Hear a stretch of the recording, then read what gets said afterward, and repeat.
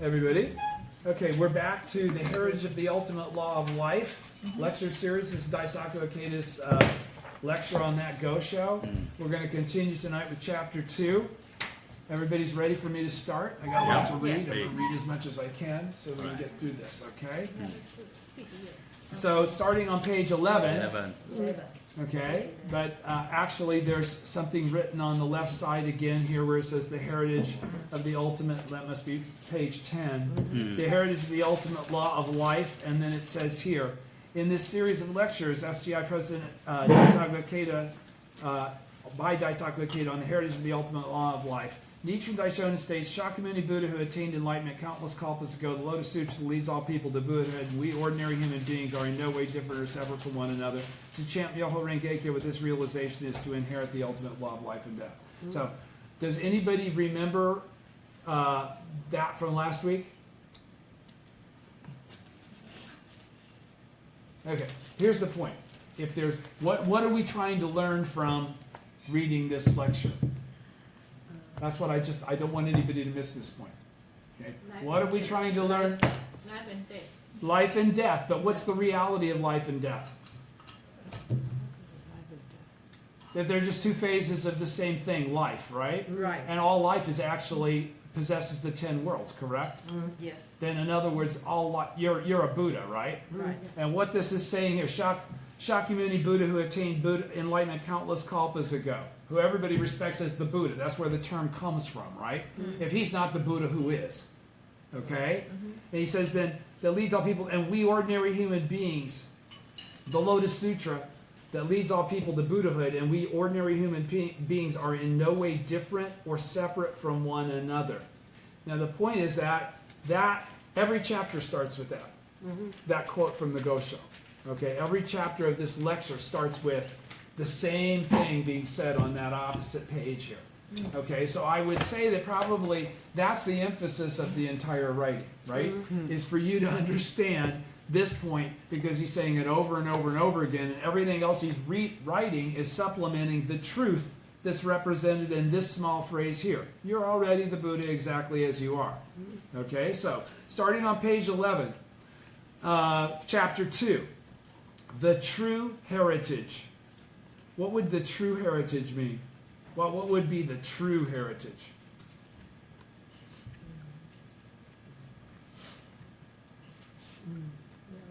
Huh? The original. Yes, because it would be, by virtue of being the original heritage, it would be this as well. But also, what is he really? So Rinpo's asking a question, right? And we're already qualified that there have been positions taken by other schools as it relates to what is the heritage of the law, right? Or the heritage of life and death. So the true heritage is the correct understanding. Okay, that's the point that he's trying to make. That's why the word true has been stuck in there instead of just the heritage. All right, the true heritage. The true heritage is the correct understanding of the heritage. Okay, which is why us studying it as lay people, as part of from SGI study material, this is different than if we were studying under priests, right? We say this is the true heritage. The true heritage is the one that flows equally among all people. It flows horizontally. It's universally applicable. It doesn't have a lot of rules and regulations other than faith. The precept of the Diamond Chalice is the basis of the Daishonin's Buddhism. Okay? So, the true heritage is this correct understanding that we're trying to perceive in our own lives. And when we do, Daimoku is always a joy to chant. It's never a difficult thing to do. Practicing is not a difficult thing to do. It's like breathing. If it's like shit, you wouldn't imagine going outside without any clothes on, would you? This is no different than that. Okay? So he's saying, freeing humanity from the sufferings of birth and death by bringing the wisdom of the mystic law to flow forth. All right? That's the function of the bodhisattvas of the earth that established Kosen Rufu after the correct teachings have been left by the original teacher. You understand? Right? So, freeing humanity from the sufferings of birth and death. How would you free humanity from the sufferings of birth and death? Awaken them. Huh? Awaken them. Introduce You them all. turn them on to the reality that Nam-myoho Renge-kyo is the essence of all things, and show them how to become Buddhas in their present form. That's how you eliminate their sufferings of birth and death. Because the sufferings of birth and death aren't about this lifetime. They're about the many, many, many lifetimes, okay, that exist as part of the truth of dependent origination and all of us as an eternal life influence, all right? By bringing the wisdom of the mystic law to flow forth. So what's that saying there? Freeing humanity from the sufferings of birth and death, teaching them they're Buddhas, by bringing the wisdom of the mystic law to flow forth from their lives, their original state to become manifest. Okay? You're not giving them something. We're not giving anybody anything here. All right? Everybody has what we're talking about here. Yes. Okay? All right, so going on. The passage from the heritage of the ultimate law of life. I have just carefully read your letter. To reply, the ultimate law of life and death is transmitted from the Buddha to all living beings as Myoho Renge-kyo. The 5 characters of Myoho Renge-kyo were transferred from Shakyamuni and many treasures, the 2 Buddhas inside the treasure tower, to Bodhisattva superior practices carrying on a heritage unbroken since the infinite past. Now that's the quote he's going to start this chapter with. Continuing on page 11.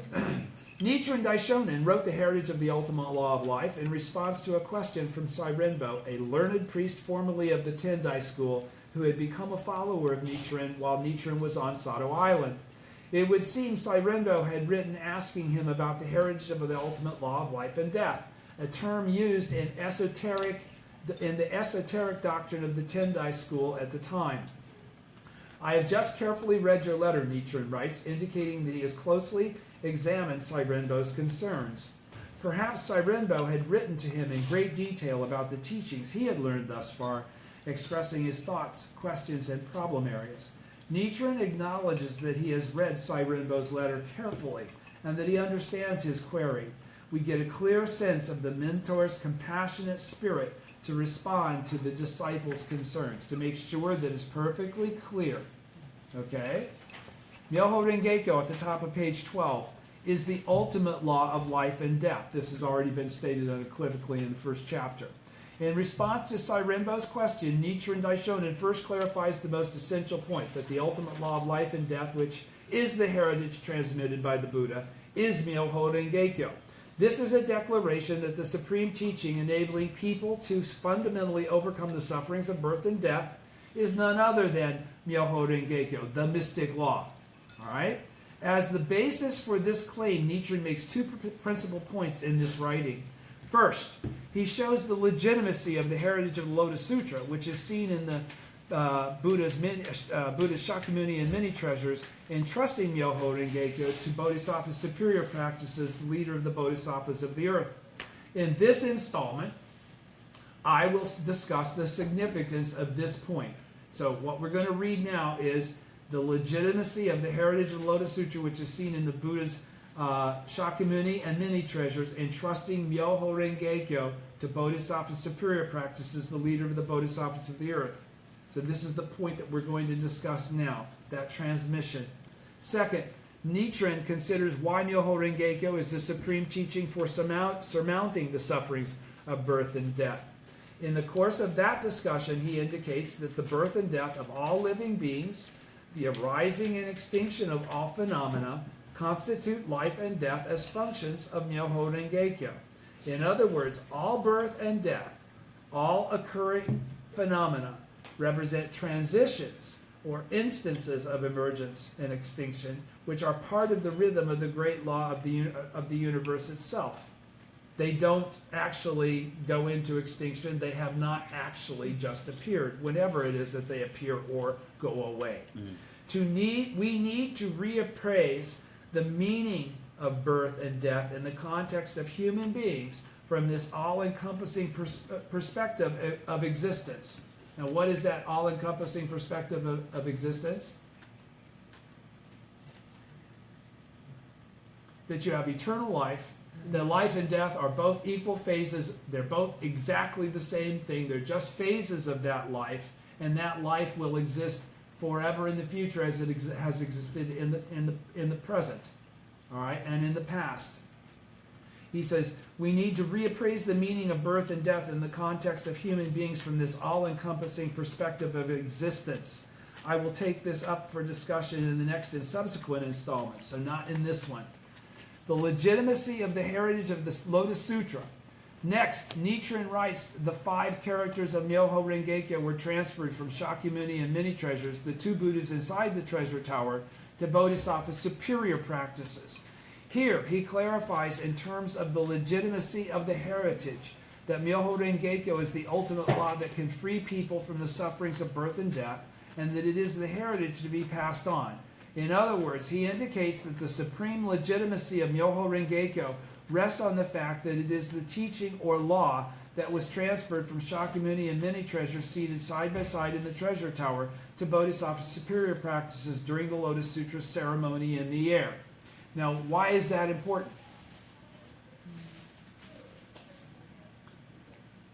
It would be less important to someone that was just beginning to practice this Buddhism, had no background in Buddhism previously, had no previous conceptions, no experience with other schools of thought as it relates to Buddhism. There would be no reason to substantiate this point. But for all other people that have that background, that connection with Buddhism, they're from Asia instead of from the Christian center of the Middle East and Europe, right?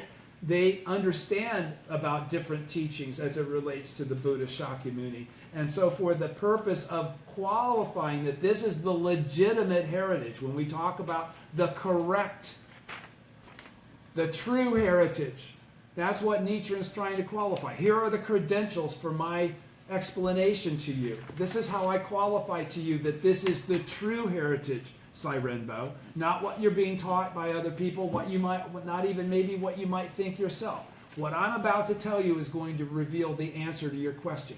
Take faith in my answer. That's what he's saying. So, again, he clarifies in terms of the legitimacy of the heritage that Myoho Rengekyo is the ultimate law that can free people from the sufferings of birth and death, and that it is the heritage to be passed on. In other words, it is the true heritage. It is the correct teaching. All right? In other words, he indicates that the supreme legitimacy of Myoho Rengekyo rests on the fact that it is the teaching or law that was represented and functional in the Lotus Sutra, right? In the ceremony in the air.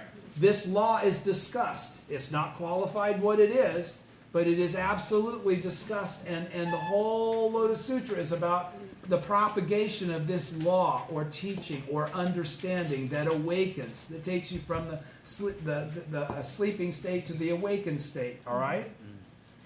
And that this was the law that was transferred in the ceremony in the air by Shakyamuni and many treasures to Bodhisattva's superior practices, okay? He says, in the ceremony in the air, middle of page 12, second column, in the ceremony in the air, Buddhas and Bodhisattvas from throughout the entire universe, hailing from the 10 directions and the 3 existences of past, present, and future, assemble before the 2 Buddhas, Shakyamuni and many treasures. Everybody's aware of that, right? Okay, we will read the Lotus Sutra again. We will read the OTT again. It is a solemn ceremony conducted on a gigantic scale, centering on the enormous treasure tower adorned with the 7 kinds of treasures, which is suspended in the air. Now, not only is it suspended in the air, but how big is it? He says it's a tremendous scale, gigantic scale. So we cannot measure?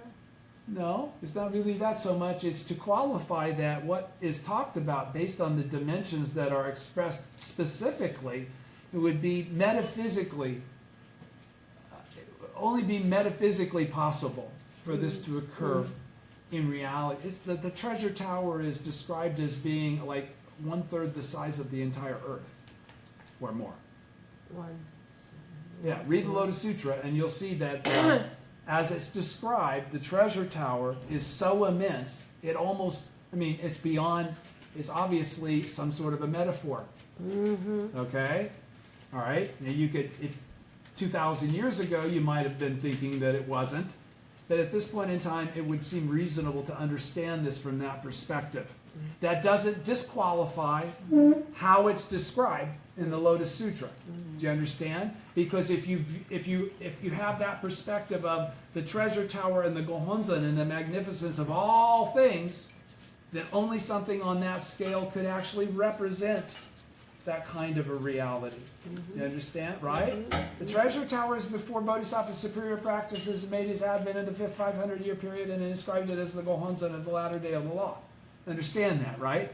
So that's why it's so goddamn big in the Lotus Sutra. Do you understand? Okay, you're with me. In the ceremony in the air, Buddhas and Bodhisattvas from throughout the entire universe, hailing from the 10 directions and 3 existences of past, present, and future, assembled before the 2 Buddhas, Shakyamuni and many treasures, okay, to hear them preach the Lotus Sutra. It is a solemn ceremony conducted on a gigantic scale, because you're talking about, the Bodhisattvas of the earth alone come. There's so many bazillions of them, they're uncountable. All right, so where could this have occurred? Too many humans to fit on the earth for just that ceremony. All right? Centering on the enormous treasure tower adorned with the 7 kinds of treasures, which is suspended in the air. Well, I guess that's kind of metaphysical. In the centuries after the Buddha's passing, few people delved closely into why and for whom this ceremony was conducted. Only Nichiren Daishonin directly focused on these questions and interpreted them in terms of his life. Okay? Do you understand what he's saying there then? Okay? Rather than taking it literally, perceiving the truth of your life as it relates to this as being some sort of an expedient means to describe the grandiosity and the absoluteness of all of this. Right? All right? Because why wasn't the Gohonzon just discussed?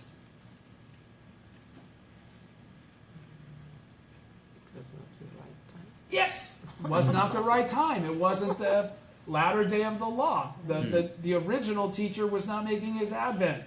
Okay?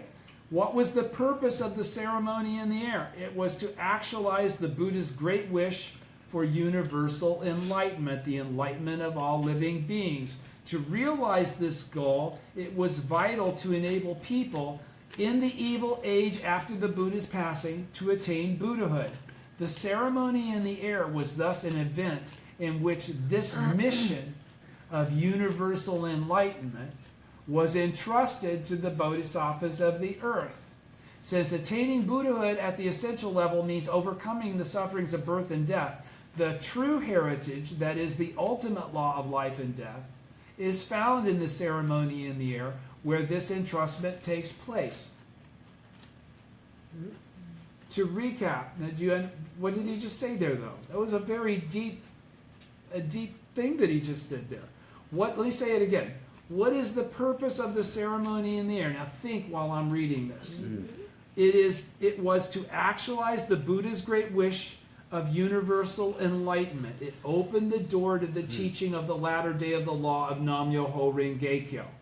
Without the Lotus Sutra, without the lifespan chapter of the Lotus Sutra, Nam-myoho Renge-kyo, without the ceremony in there, there's no predication for the lifespan, for the Gohonzon in actuality. Do you understand? Right, so to realize this goal of universal enlightenment, it was vital to enable people in the evil age after the Buddha's passing to attain Buddhahood. How could they do that then? They had to have the Gohonzon ultimately. Do you understand? Yes. Okay. The ceremony in the air was thus an event in which this mission of universal enlightenment, propagating the Lotus Sutra in the latter day, Nam-myoho Renge-kyo and the Gohonzon, was entrusted to the Bodhisattvas of the earth. Since attaining Buddhahood at the essential level means overcoming the sufferings of birth and death, the heritage that is the ultimate law of life and death is found in the ceremony in there where this entrustment takes place. Since attaining Buddhahood at the essential level means overcoming the sufferings of birth and death, what does that say? What is that talking about then? to realize the truth to realize the truth that that you are the Buddha. Mhm. Okay? That's what that's all talking about. The whole ceremony in the air was to convey the reality and to put it in a form factor so that the bodhisattvas of the earth, making their advent after their original teacher, as they always do, could propagate the original teacher's teaching. Nam Myoho Renge Kyo. Okay? To recap, at the outset of this writing, Nichiren first affirms that Myoho Renge Kyo is the ultimate law of life and death, and the heritage passed on by the Buddha, offering as proof its entrustment to Bodhisattva superior practices by Shakyamuni and many treasures. These opening passages therefore seem designed to underscore the legitimacy of the heritage of Myoho Renge Kyo as being the supreme teaching for all mankind for all eternity. Okay? Even though he's got 84,000 teachings, they were all expedient means. That's what that just said. All right? The one that isn't an expedient means is Myoho Renge Kyo, the Lotus Sutra. That's what Myoho Renge Kyo is, right? I will clarify this point, Daisaku Ikeda says, by considering the respective roles or functions of Shakyamuni, many treasures, and superior practices. The functions of Shakyamuni, many treasures, and superior practices, middle of page 13, first column. Shakyamuni Buddha, the correctness and appropriateness of the law. The first point is in considering the ceremony of the entrustment is who did the entrusting? Who did the entrusting? The fact that the law for enlightenment is transferred directly from Shakyamuni, the Buddha of the Sahe world, this world of suffering, also the eternal Buddha who attained enlightenment in the remote past, means that it is the correct teaching that enables those who dwell in the strife-filled Sahe world to free themselves from the sufferings of birth and death. Does everybody understand that? Who did the entrusting? The fact that the law for enlightenment is transferred directly from Shakyamuni, the Buddha of the Sahe world, but the Buddha also of the teachings of the former and the middle day, right? And it's a direct transfer from that Buddha to the Buddha of the latter day. Okay? Understand that. He doesn't go through Nagarjuna in reality and Tentai and Dengyo. He goes directly to superior practices, right? All right. So that means that Nichiren didn't inherit this from anybody other than the original state. This is the original state that's being discussed. All right. Again, the first point in considering the ceremony of entrustment is who did the entrusting. The fact that the law for enlightenment is transferred directly from Shakyamuni, the Buddha of the Sahe world, this world of suffering, also the eternal Buddha who attained enlightenment in the remote past, means that it is the correct teaching that enables those who dwell in this strife-filled Sahe world to free themselves from the sufferings of birth and death. Shakyamuni has already qualified that, okay? As described in the lifespan chapter of the Lotus Sutra, Shakyamuni is the eternal Buddha at one with the eternal mystic law. He is also a Buddha who resides in the reality of the Sahe world and works unceasingly to spread the law. We can believe and accept, therefore, that the law was transferred by that was transferred by Shakyamuni is the fundamental law that can liberate all people from the sufferings of birth and death, enabling them to attain Buddhahood. We could say that the transferal of Myoho Renge Kyo by Shakyamuni as the Buddha who attained enlightenment in the remote past clearly revealed Myoho Renge Kyo to be the correct, appropriate teaching for leading all people to enlightenment. Now, but understand that paragraph then follows the literal history of Buddhism, right? And the existing understanding of Shakyamuni as it relates to the literal teaching of the Lotus Sutra. But we're reading a Gosho, right? This is a writing from Nichiren. Now what does Nichiren say about Shakyamuni, who's just been described as this eternal Buddha? Shakyamuni Buddha, who attained enlightenment countless kalpas ago, the Lotus Sutra leads all people to Buddhahood, and we ordinary human beings that are in no way different or separate from one another. So is there a separation from you in what was just described? No. Does this put him up on a pedestal and make him different? No, this is saying you are exactly that same kind of entity. Okay? There is no difference between you and the Shakyamuni Buddha that appeared in the Lotus Sutra, that is discussed in the Lotus Sutra. This eternal has, if you're the original, if the Bodhisattvas of the earth are the original disciples of the original teacher, okay, then there's nothing that precedes them. All right? There's no process that precedes them. All right? 2. So everybody understands Shakyamuni, the correctness and appropriateness of the law. 2, many treasures Buddha, the universality of the law. Second, the function of many treasures is to attest to the universality of the principles of the Lotus Sutra. According to the sutra, many treasures, thank you, baby.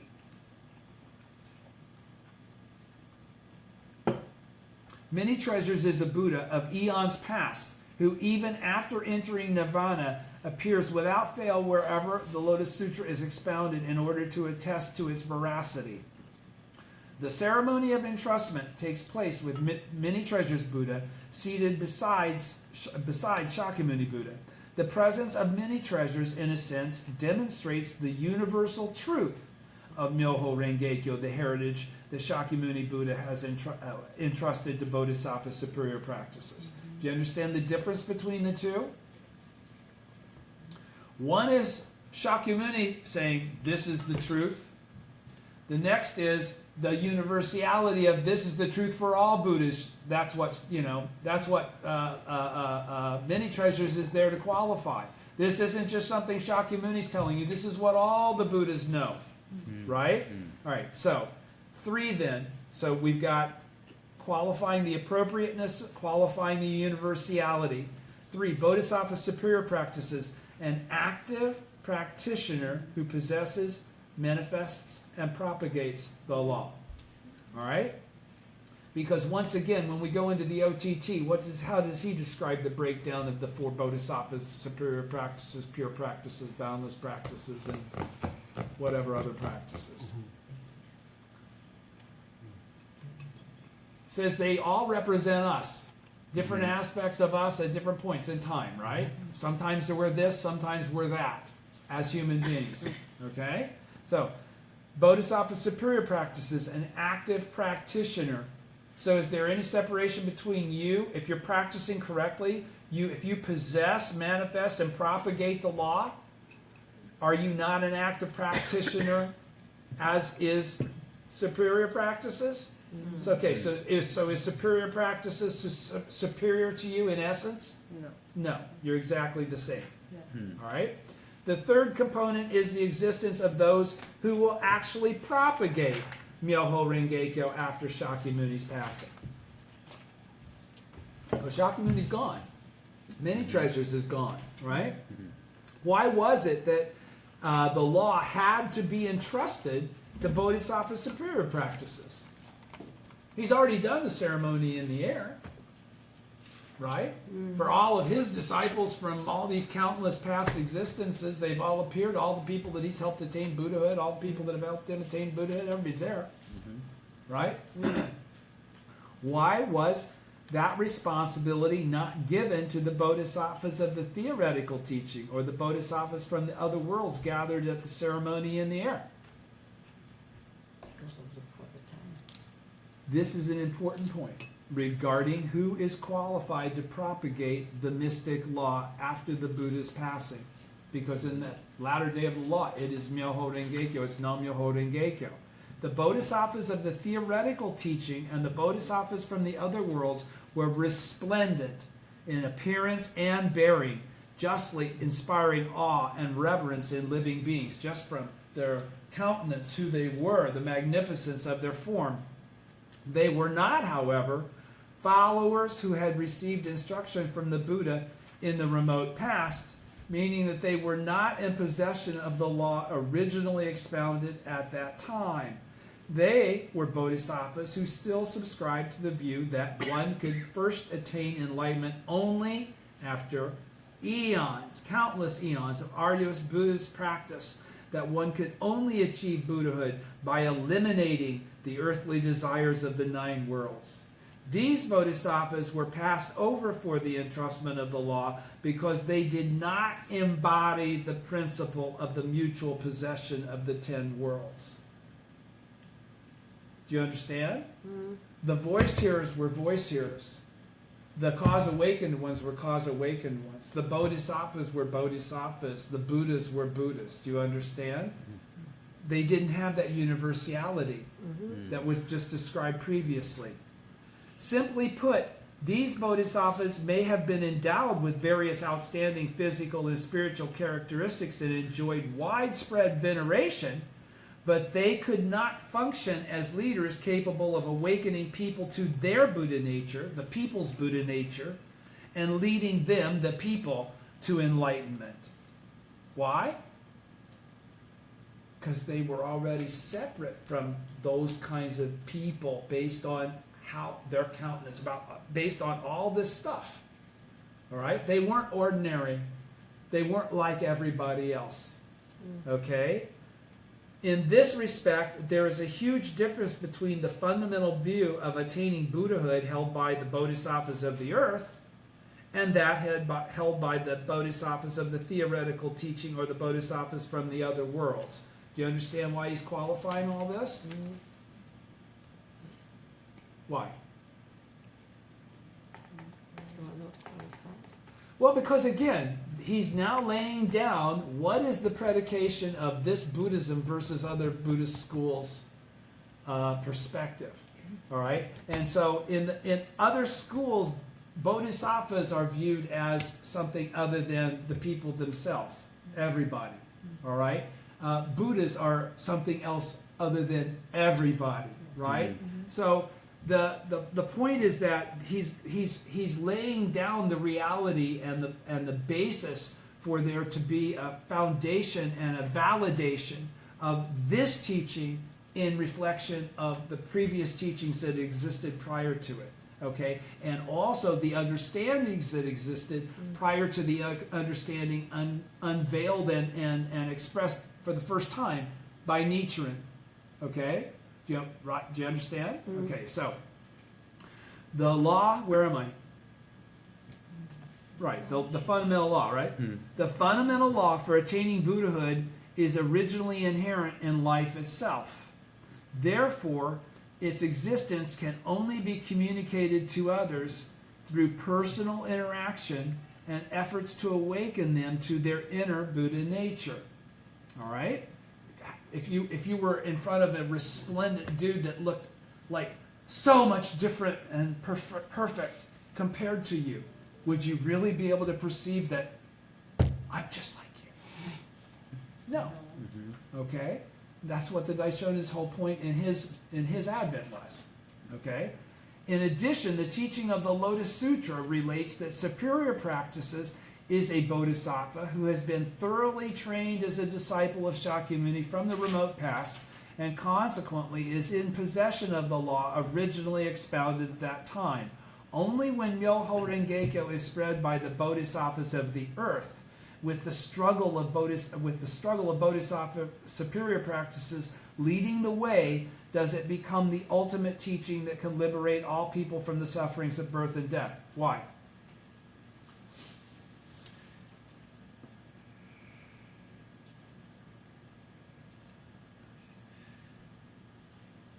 I'll read that last. Only when Myoho Rengekyo is spread by the bodhisattvas of the earth.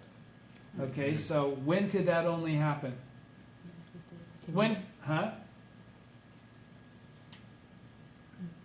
Only when Myoho Rengekyo is spread by the bodhisattvas of the earth. In the latter days. In the latter day of the law, now. All right? With the struggle of bodhisattva superior practices leading the way, what is that representative of, that sentence? The life of Nichiren Daishonin. Okay, all the shit he went through, showing us I can overcome it, you can overcome it too. Right? Does it become the ultimate teaching that can liberate all people from the sufferings of birth and death? Why?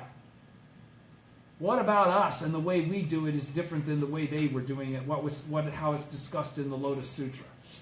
Lotus Sutra is supernatural shit.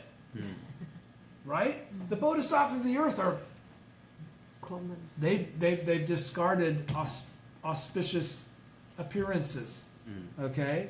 They've already given up that august form, all right? So he's saying that leading the way, does it become the ultimate teaching that can liberate all people from the sufferings of birth and death? It can become the ultimate teaching. What does it then? What does it become that is this ultimate teaching? Isn't The that, Buddhism of sowing. Yeah. The Buddhism of sowing, because it's not Buddhism of sowing yet. Okay, it's not Buddhism of sowing until Nichiren Daishonen's advent in 13th century Japan. Okay, understand that. Lotus Sutra doesn't contain no Buddhism of sowing. It's Buddhism of harvest. That's what he's talking about. Thus, in the transmission of the heritage of the Lotus Sutra ceremony in the air, we have three components.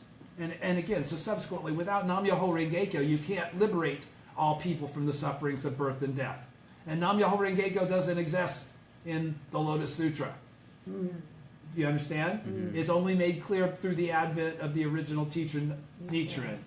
Thus, in the transmission of the heritage of the Lotus Sutra ceremony in the air, we have three components. The law's correctness and appropriateness. 2, the law's universality. 3, an active practitioner. He doesn't say bodhisattva superior practice. He says an active practitioner is 3. The heritage transmitted in this context constitutes the ultimate law of life and death that can cure the sufferings of all humankind, because this is the one that leads to Buddhahood in your present form. Do you understand? All right, so then continuing on 14. Awakening people to the mystic truth inherent in their lives.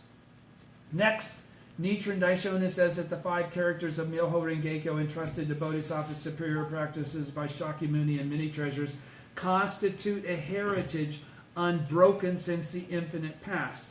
This may be taken as a clarification of the significance of Bodhisattva's superior practices carrying on the heritage of the law. First, a heritage unbroken since the infinite past implies that the life of Bodhisattva's superior practices is originally endowed with Myoho Renge-kyo, the eternal mystic law. Okay? Everybody understands that, right? That his association with this law precedes numberless major world system dust particle kalpas ago. Okay? At the start of on attaining Buddhahood in this lifetime, the Gosha I just said we will be reading, Nichiren writes, this truth, the mystic law that is originally inherent in all living beings, is Myoho Renge-kyo.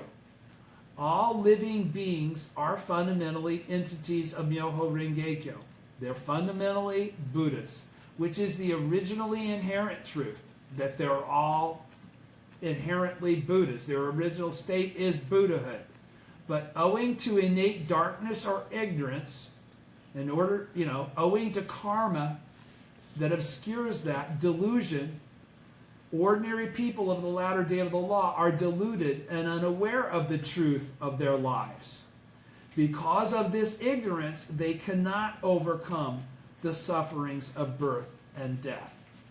Everybody's with me, right? All right, so it is precisely, going on middle of page, first column, page 15, it is precisely by believing in the fundamental power of our lives and manifesting the mystic truth inherent within us that we can surmount these sufferings. So what did he just say? That the power of our prayer actually is constituted of. What makes up the power of our prayer? What is the actuality of the power of our prayer? Faith. It is precisely by believing in the fundamental power of our lives. It's faith in what? As an expedient, we look at it as the Gohonzon.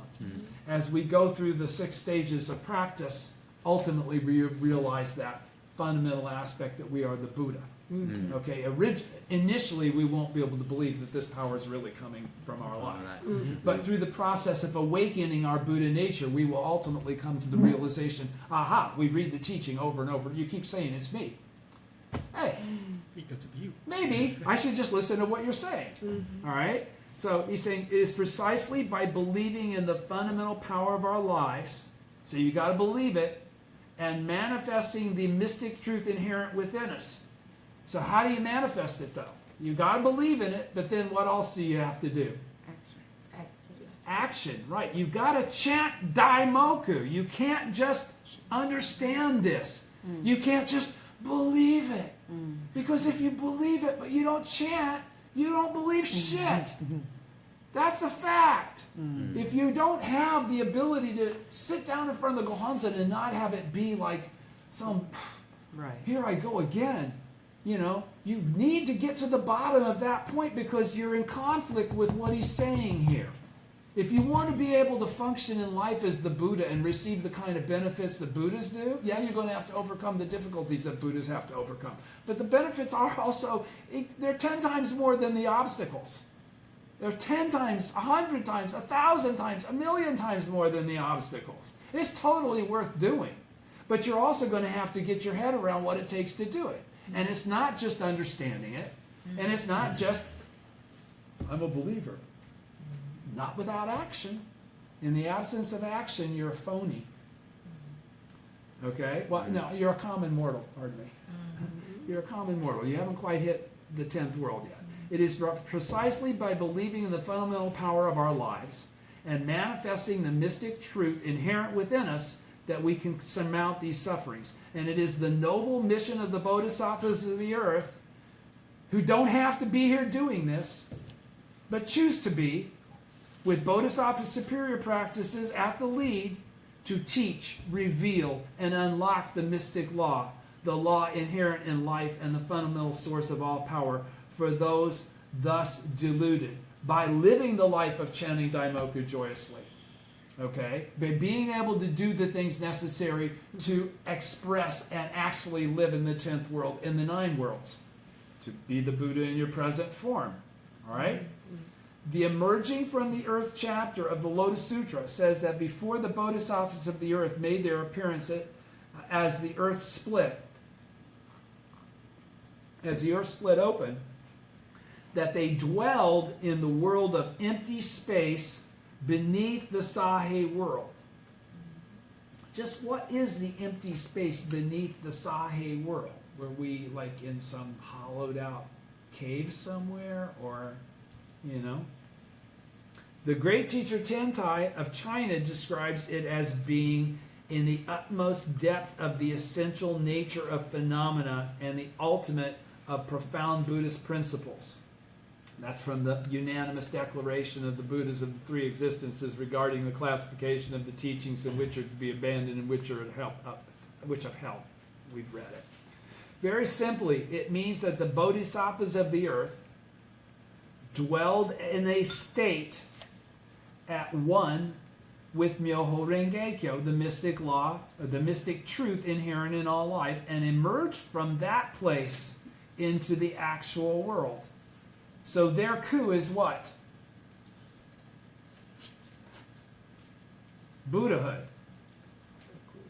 Their state of non-existence, which is only temporary, right, is a state completely at one with Nam-myoho Renge-kyo. All right? A heritage unbroken since the infinite past. Everybody's with me? Yes. Okay, because he's talking about this fundamental life condition that exists in Ku.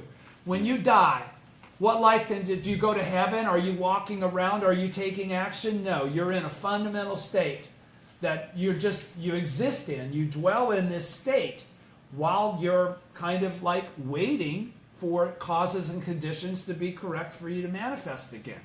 Right? Now, according to the teaching, you decide how long you will dwell in that state of non-existence before you go back into the shit of the Sahe world. Okay? Up to you. You're the Buddha. That's the whole point. Buddhahood allows you to call the shots. Okay? There might be something that you care so much about you want to get right back out there. Okay? Maybe people that you love. Maybe people, maybe circumstances that you, whatever. We're all different. We all have different missions. But we're the ones that establish what those missions are. Through our actions. We create the karma that then manifests as those missions. Do you understand? So he's saying, okay, so you understand that point. That's why the last moment of your life and maintaining, faith to the last moment of your life is so important, is to enter ku as the Buddha, right? All right, so now, a heritage unbroken since the infinite past thus indicates that Bodhisattva superior practice is always in a state at one with the eternal mystic law. This is what enables him to manifest a mystic truth inherent in people's lives and open the way for all to free themselves from the sufferings of birth and death. So if Bodhisattva superior practices is the one that's freeing them from the sufferings of birth and death, how is he accomplishing that? According to our understanding, by having made his advent as Nichiren and leaving the correct object of devotion for the latter day of the law. Without the Gohonzon, none of this works. Understand that, right? Yes. Without that relationship of mentor and disciple, we don't get to do the flip. Yes. All right? All right. When we take a look at this unbroken heritage, everybody's with me, right? Yeah. Okay. When we take a look at this unbroken heritage from the infinite past on an even profounder, let's get up even more profound, and also a more practical level. Crucial characteristics of Bodhisattva superior practices and the Bodhisattvas of the earth come clearly to the fore. So what's he saying now? So let's take a look at this as 21st century people of faith that have the foundational background to be able to look at it in that manner. First, in terms of the practical significance of this heritage, the fact that Bodhisattva superior practices excels in the power of wisdom to manifest the mystic law in this life means that he can do so at will at any time. That means, because that must mean that that's an inherent aspect of his life, right? Okay. Second, the fact that he excels in the power of practice to propagate the law means that he can spread it in even the most evil, defiled age. Okay, so he doesn't have to come around when there's all kinds of people that agree with it. Okay, these 2 points are considered vital in terms of bringing the heritage of the ultimate law of life and death to flow in the people's lives in this Sahe world. You with me? All right. Page 16. Next, the power of the heart to manifest the mystic law.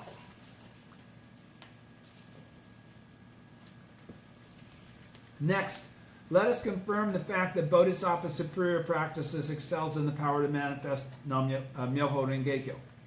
The power that enables us to manifest life's inherent mystic truth is the power of wisdom to break through darkness or ignorance, and is ultimately the same as the Buddha's enlightenment. Of the bodhisattvas at the ceremony in the air, only Bodhisattva superior practices, whose mission is to take the lead in manifesting the law, is endowed with this supreme power of wisdom. His name is superior practices precisely because of his incomparable excellence in practice. The countless bodhisattvas of the earth who follow him can acquire the same wisdom he possesses through the principle of substituting faith for wisdom. In this sense, the bodhisattvas of the earth also excel in the power of faith.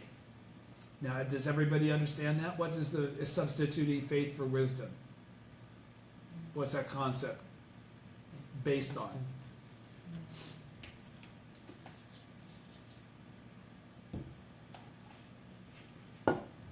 You don't know faith for wisdom? Wisdom. By chanting Nam Myoho Renge-kyo. Yeah, that is the That ultimate makes sense. manifestation of faith for wisdom. Okay, in other words, you lack the Buddha wisdom, okay, that is inherent and an aspect of your life, but you have faith in the fact that it exists because that's what the teaching says. So you aspire toward it even though it's an aspiration rather than a manifest reality. Okay, that's how you get to the point where that becomes the manifest reality. That's that whole stage 6. Up until that point, everything is theoretical. Stage 2 is theoretical. Stage 1 is absolutely theoretical. But you're still in a theoretical state in 2, 3, 4, and to a Maybe five. degree in 5, because you're really almost there. But 6 is awakened.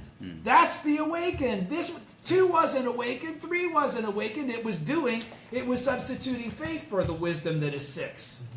Do you understand? It's saying, I can't understand what you really mean, Nietzsche, but I'm going with you. All right?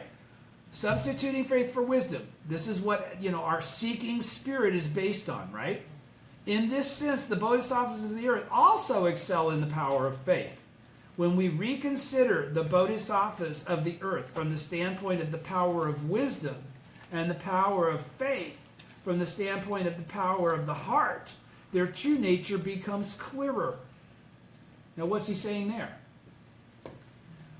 When we stop viewing the bodhisattvas of the earth from the description that was given to them in the ceremony in the air, and looking at them as supernatural entities and the baddest of badasses, and realize that this is actually us, from that standpoint, we begin to understand what was it. It wasn't about their grandiose appearance or noble or background and history and karma. It was really about their heart.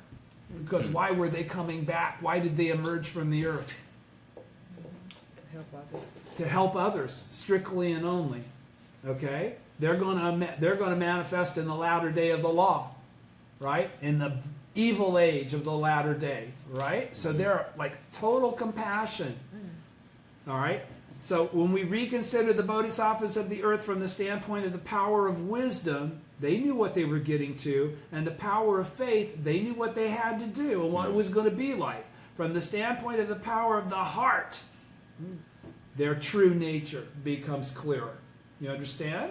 Okay. Like Nichiren, the same mind as Nichiren.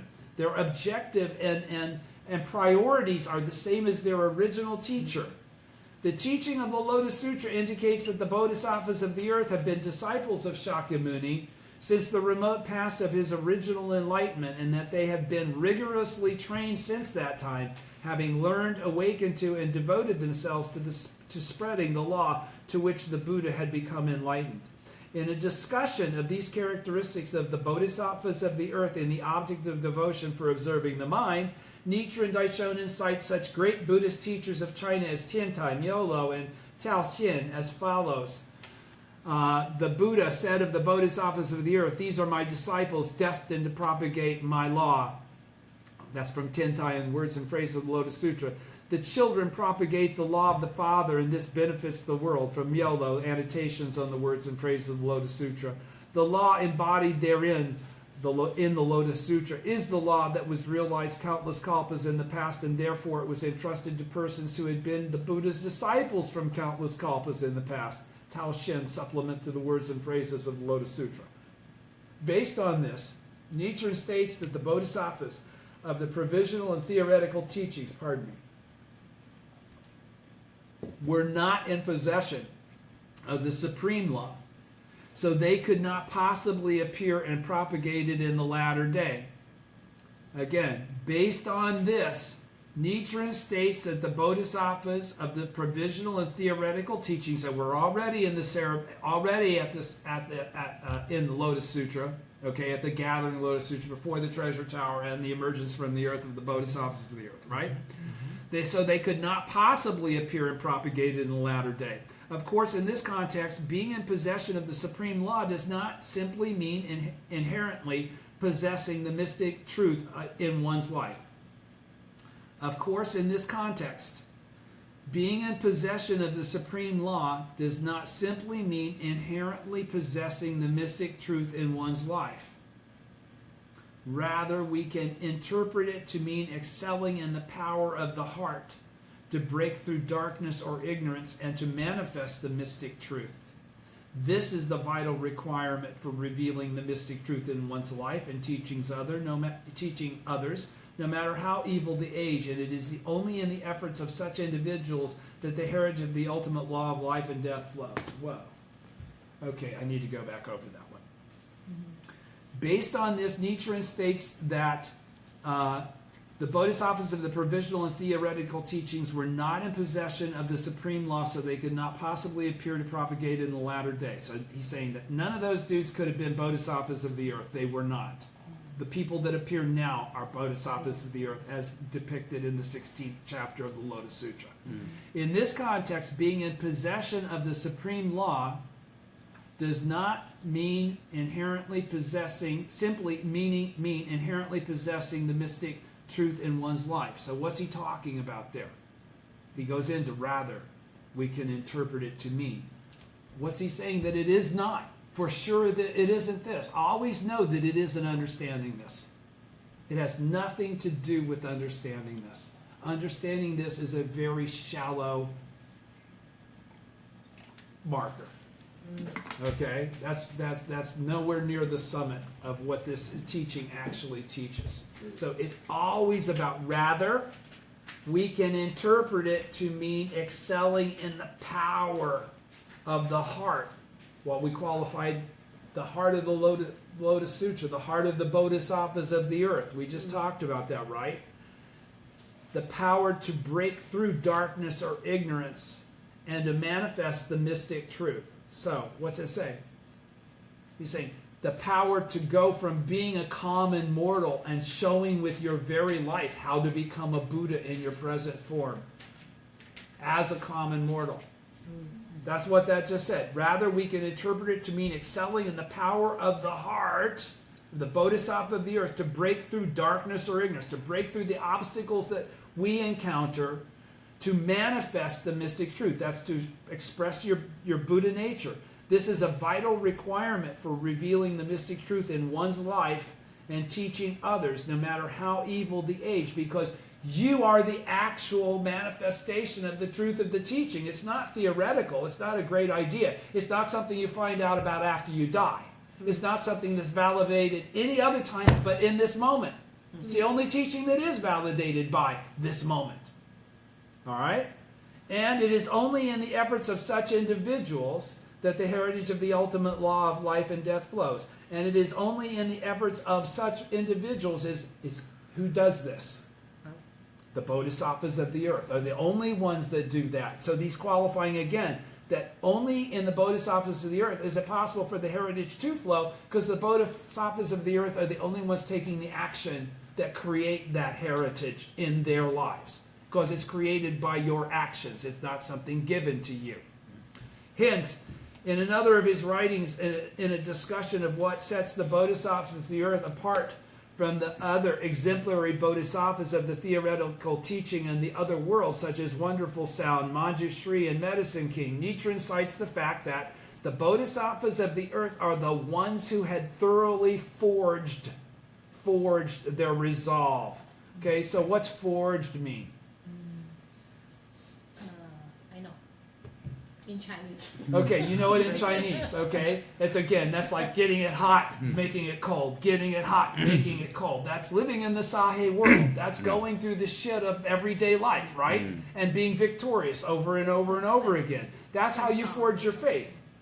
You forge your faith by continuing to show yourself. In actuality, you are the Buddha because you manifest shit that can't happen otherwise. All right? We often call that benefit as though it's coming from somewhere else. But it's not coming from anywhere but ourselves. That's what this point is. We're the ones, the bodhisattvas of the earth are the ones who had thoroughly forged their resolve. Did the original teacher forge their resolve for them? Did anybody else forge their resolve for them? No. They had to be the ones that forged that resolve by not winning or losing. When it comes to win or lose, they win. They chant Daimoku.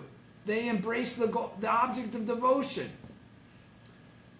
I'm going to go. The power to practice to spread the mystic law on page 17. In addition to excelling in the power of the heart, this is really key, this power of the heart. This is the compassion to do what you've got to do. This isn't easy. That's why you do it. It's the power of the heart that makes you do what's not easy to do. In addition to excelling in the power of the heart to manifest the mystic law, another characteristic of the bodhisattvas of the earth is their excelling in the power of practice. to spread the mystic law. At the core of this power of practice lies the vow for Kosen Rufu, which is the key to propagating the law in the Sahe world after the Buddha's passing. I talk about it all the time. I always raise my right hand like this, like power to the people. Take a vow, right? We've promised we will do this. We have made a determination. We will let nothing stop us from doing this. Okay? In the supernatural powers chapter of the Lotus, that's why President Toda said, if I don't hit 750,000 households, throw my ashes in the Tokyo River. I didn't do shit. Okay? That's the kind of power of the heart that Daisaku Ikeda is talking about. In the supernatural powers chapter of the Lotus Sutra, the Bodhisattvas of the earth, led by superior practices, vow to propagate the law in an age when the Buddha is no longer present. This vow becomes the driving force behind the power of practice directed towards spreading the law in such a troubled, defiled age. In a world rife with evil, the darkness or ignorance shrouding people's lives is deep and pervasive, and those who seek to spread the mystic law are sure to encounter great obstacles and persecution. We've gone over that. We've all signed up for that, right? The power to turn back and overcome the polluted current of such an age lies in a solid vow to propagate the law. The Emerging from the Earth chapter of the Lotus Sutra explains that the Bodhisattvas of the earth possess the power of practice with which to boldly shoulder the task, So this is obviously this is difficult. Okay, shoulder the task of propagation in an evil age. They overflow with the vigor that enables them to blaze new frontiers. The sutra describes the characteristic features of these bodhisattvas as firm in their intent and thought, corresponding to an unshakable vow, as having the power of great perseverance, corresponding to the strength to endure hardships, and as clever at difficult questions and answers, corresponding to the power of shakabuku and the power of speech. That's what you see when you watch me. Ultimately, it is only through the power of the heart and the power of practice that the law of life, Myoho Rengekyo, can be transmitted to all humankind. The heritage entrusted to and carried on by the bodhisattvas of the earth is the heritage of faith which Nichiren emphasizes in his writing. The SGI is a gathering of honorable, courageous bodhisattvas of the earth. The bottom of the second column, page 17. The second Soka Gakkai president, Josei Toda, often used to call out our members in the early days of our movement, "Bodhisattvas of the earth, let's do it! My fellow bodhisattvas of the earth, let's rise into action!" A member from those days later said humorously, "When President Toda used to address us as bodhisattvas of the earth, at first I didn't think he was talking to us. In all honesty, the idea that we who had been so many, who had so many worries on account of poverty and illness, and who were constantly having family quarrels, were bodhisattvas of the earth, just didn't seem to add up. I always thought to myself, the day will surely come when such outstanding people take faith. The day will come when the bodhisattvas of the earth are actually here. It surely cannot be us." All right? Humor aside, this way may well have been how many members felt. But those who took on the challenges presented by their karma and valiantly forged ahead in the struggle for Kosen Rufu were honorable, courageous bodhisattvas of the earth. This is an indisputable fact that history has proven. First and foremost, President Toda was himself a leader of the bodhisattvas of the earth. While in prison, he gained the profound realization that he was a bodhisattva of the earth. And in writing his book, from the very beginning, he convinced me I was too. After his release, he stood up alone in the desolate ruins of post-war Japan and brought forth a legion of fellow bodhisattvas of the earth, numbering 750,000 households. President Toda waged a spiritual struggle to awaken in each person's heart that he or she was a bodhisattva of the earth. Citing Nichiren Daishonin's writings, he repeatedly taught that the Soka Gakkai members occupy the position of great bodhisattvas, far surpassing even the founders of other Buddhist schools. Mr. Toda wrote, "How can we explain our being granted such an exalted station?